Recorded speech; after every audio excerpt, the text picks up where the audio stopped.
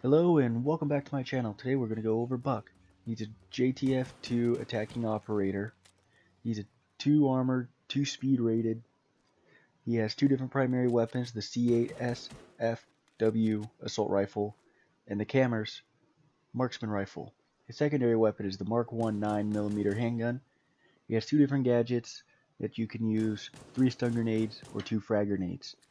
His unique gadget is the SK4-12 or the skeleton key underbarrel shotgun that he has. So let's jump right into the weapons, starting with the Kamers. It has 68 damage, it's a single shot marksman rifle, 50 mobility, and a 20 round capacity in the magazine, 21 if you include the 1 round that's in the chamber. Its recoil pattern is not too bad, it almost goes straight up if you're gonna try to rapid fire it. And next we have the C8 SFW assault rifle. It has 38 damage, and 837 fire rate, 50 mobility, and a capacity of 30 rounds, 31 if you include the one that may be in the chamber. Its recoil pattern is pretty good. It looks like it goes up and to the right if you were to mag dump. Depending on your attachments, you can get that recoil pattern to be a lot tighter and have a lot more accurate weapon. I personally use this weapon when I use Buck. It's great to use in close quarter combat, and especially if you're just taking out floors, walls, whatever, something to have that's quick rapid fire right off the bat in case there may be an enemy somewhere behind that wall. And last but not least, we have the Mark 1 9mm handgun. It has 43 damage, it's a semi-automatic handgun, 50 mobility, 13 mag capacity, 14 if you include the one that's in the chamber. Its recoil pattern is pretty on point. It moves up just ever so slightly and off to the left a little bit. For the most part, wherever you shoot, those rounds are going to land. It packs a pretty good wallop for being a pistol and is great to have, obviously being your only sidearm, but it'll always be great to use if you really need to use it. Next, we'll talk a little bit about Buck's skeleton key shotgun.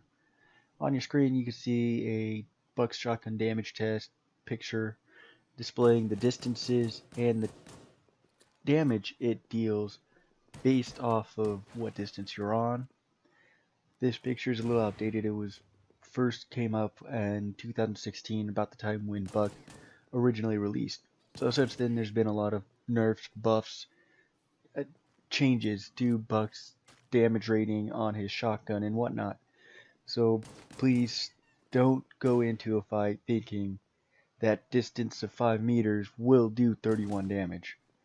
I haven't been able to find anything set in stone on what current damage rating his skeleton key does, so I'm using this as just kind of like a benchmark, a basis, so that you could see rough estimates of what his shotgun can do if you're going to use it against the enemy and not just deal damage to walls, floors, windows, or doors and whatnot. So for the most part, when this skeleton key first came out, or around the time that this picture was generated, anything below 7 meters, or 7 meters and below, to light armored operators like Caveira, Jaeger, Bandit, would be killed with 1 shot. So those meters, or the distances of 5 to 7, were used with a heavy armor operator like Doc, Rook, Tachanka, or Kapkan. So within those close range fires, it did 31 damage at 5 meters, 30 damage at 6, 29 at 7. Going on from 8 meters to 22 meters, that was used against the light armor operators Caveira, Jaeger, Bandit. And it would do increasingly less damage the farther you get away. The damage is also calculated based off of how many of the pellets actually hit the defending operator. So although it might be beneficial to use Buck's shotgun at a really close range if you need to, as if you breach through a wall or a door, and there just so happen to be an operator that you just can't pass up the kill, take him out with your shotgun. But Buck's skeleton key is mostly made to breach walls, floors, get some vertical gaming going on in there. bust through the wall, the ceiling, the floors, whatever, and get different angles on your opponents that they may not be expecting. Use them to maybe flush out some of the anchors that the defending team has if you can get underneath them. Bust up the floor underneath where the anchors would be, so now they got nowhere to hide. They have to get out of the OBJ or else get taken out by Buck. So we've gone over all the different aspects of good old Buck. His weapons, his skeleton key. Let's talk a little bit about his gadgets. He's got 3 stun grenades and 2 frag grenades. Your stun grenades can be really useful depending on the situation. If maybe you guys are going against a hostage scenario, stun grenades are definitely the best thing to use. Just in case you throw one into the objective room, you do not want to kill that hostage with a frag. Hostages, for whatever reason, are grenade magnets. Everything that explodes goes right to them.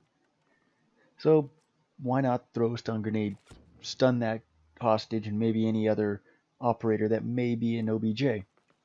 I'm not much of a frag guy. I also have a bad tendency of hurting myself when I throw frags, so I try to stick with stun grenades.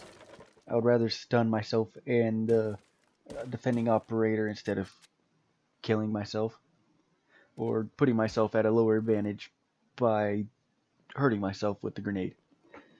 But grenades can be useful depending on who it is. I see it all the time with other people I play with that get kills. Like they know where the defending operator is. They cook the grenade just enough time, lob it into a room, and boom, there's a death. Frag grenades I would recommend having on anything that's not hostage.